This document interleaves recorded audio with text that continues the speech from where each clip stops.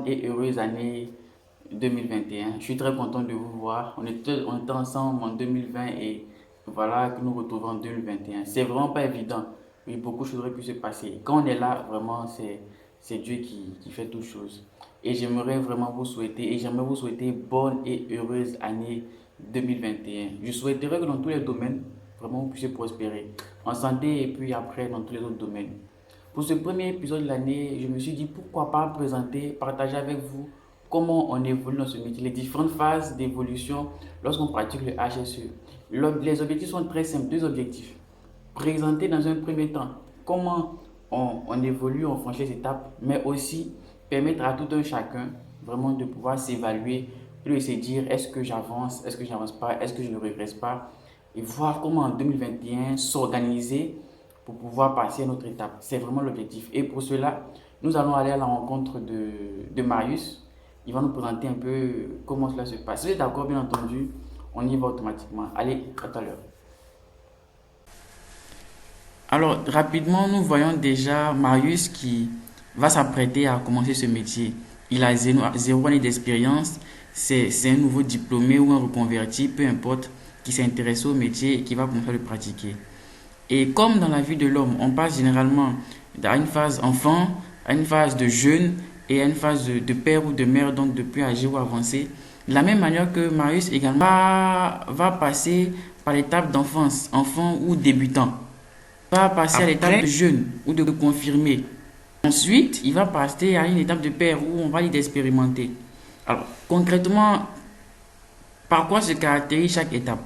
Déjà, en tant que débutant, c'est là qu'on apprend, on découvre le métier.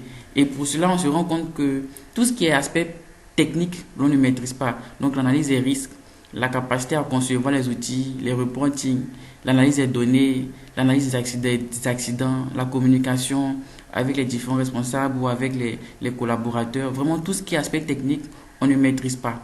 Et c'est à cette étape de l'enfance que on va donc devoir mener un certain nombre d'actions assez pratiques ou opérationnelles, qui sont en général le suivi des travaux, les inductions, l'analyse des événements indésirables, le respect des consignes de sécurité, les sensibilisations, les inspections et pas mal de choses encore. Vraiment, tout n'est pas là, mais pas mal de choses encore qui vont permettre à Marius de comprendre, d'avoir l'œil, si on peut dire ainsi, HSE2, de se familiariser avec les différents thèmes afin de pouvoir avoir une bonne base.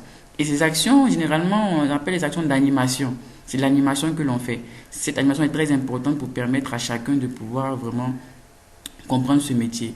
En principe, pour dire qu'on n'est plus un débutant, l'individu doit savoir faire une analyse des risques, sans problème. Analyser les données, communiquer, concevoir. Il doit pouvoir le faire parce qu'on se dit qu'il a appris vraiment le métier et les aspects techniques ne sont plus vraiment un problème pour lui. D'accord? Et c'est comme ça en général que l'on peut dire, bon, allez, j'ai passé l'étape de l'enfance, du débutant, je pense que je suis apte à passer à un autre niveau. Donc Marius maintenant doit passer à un autre niveau. Alors, étant passé à un autre niveau, qu'est-ce qu'il fait? Qu'est-ce qu'il devient? Marius devient l'expert des questions techniques. Parce que durant toute l'enfance, il a appris tout ce qui est technique. Donc, il maîtrise maintenant les aspects techniques. Et c'est lui, en général, dans l'entreprise, Marius est devenu l'intermédiaire entre le top management et donc l'opérationnel. Et voilà, donc c'est lui, le jeune confirmé maintenant, c'est lui qui doit vraiment maîtriser ces aspects techniques. Alors, pour cela, on va voir que Marius, dans ses actions, ce ne sont plus des actions d'animation essentiellement. Même s'ils font que l'animation sera réduite peut-être à 80% de son temps de travail. Et la plus grosse partie de son temps de travail maintenant sera dédiée au suivi, au coaching, au conseil avec les autres membres de l'entreprise, au suivi des différents programmes de prévention et tout ça. Donc pour cela, Marius, en général, ce qu'il fait déjà, il commence à organiser la prévention de l'entreprise. Marius commence désormais à gérer les programmes.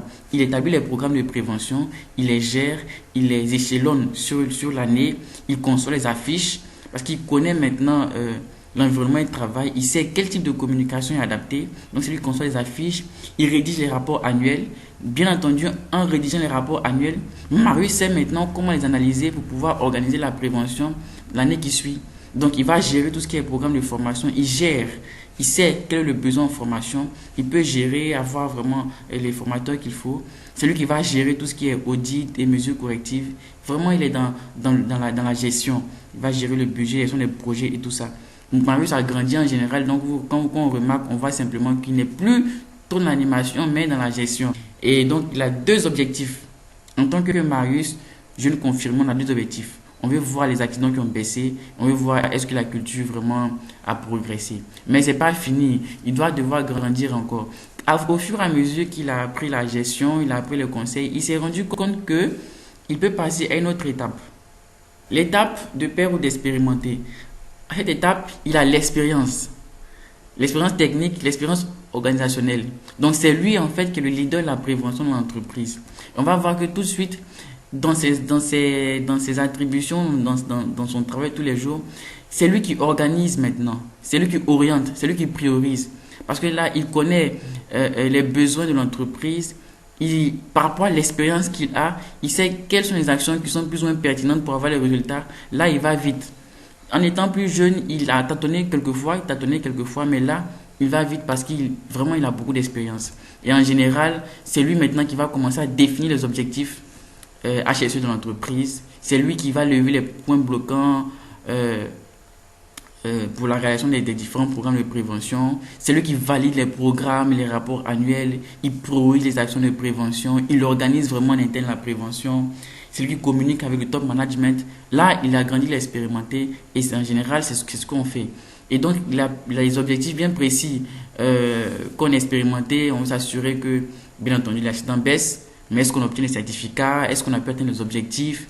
Est-ce qu'on n'a pas de problèmes environnementaux? Ce genre de choses. Ça, c'est vraiment des choses qui sont dédiées à quelqu'un qui est expérimenté. Alors, c'est vraiment comme ça que l'on progresse. On se rend compte que Marius, pour passer d'une étape à une autre, a eu besoin d'un certain nombre de choses. D'abord, une phase où il a appris vraiment d'apprentissage, une phase de supervision où vraiment il supervise, il apprend tout ce qui est organisation, et une phase vraiment d'orientation. Ça a été vraiment structuré ainsi. Mais il faut remarquer quelque chose. Ces passages sont obligatoires. Et on ne peut pas, il est préférable, on ne peut pas passer directement de l'apprentissage ou de l'enfance à l'âge adulte, de la même manière que c'est impossible dans la vie de tous les jours. Donc ces passages sont obligatoires. Deuxième chose à savoir, c'est que cette évolution n'est pas forcément liée au poste qu'on occupe dans l'entreprise. Non, il n'y a pas forcément de rapport. C'est pas forcément lié. Ainsi, on peut être un superviseur HSE dans une entreprise, mais avoir vraiment être prêt pour assumer le rôle de responsable de manager HSE dans une autre entreprise. Voilà. Troisième chose qu'il faut savoir, c'est que cette évolution n'est pas liée au nombre d'années de pratique. Ce n'est pas parce que je pratique ce métier depuis 10 ans que je suis forcément plus avancé que quelqu'un qui pratique ce métier depuis 2 ou 3 ans. C'est pas lié. Cette évolution demande de la patience et beaucoup d'apprentissage. Il faut se former, il faut être patient. Il faut aussi tenir compte de ça lorsqu'on fait les choix de carrière, c'est très important. Voilà, c'est très important. C'est ainsi que Marius a pu progresser et grandir dans ce métier. C'est bon? On a plus ou moins compris. C'est vrai que tout n'est pas dedans, mais la majorité est quand même à l'intérieur. Et cette année, décide de te former, de te perfectionner pour être prêt à passer à l'étape suivante. C'est ce que nous allons faire cette année. Alors donc je vous remercie. Merci encore une fois d'avoir suivi. À la semaine prochaine, on est ensemble. Allez, portez-vous bien. Ciao.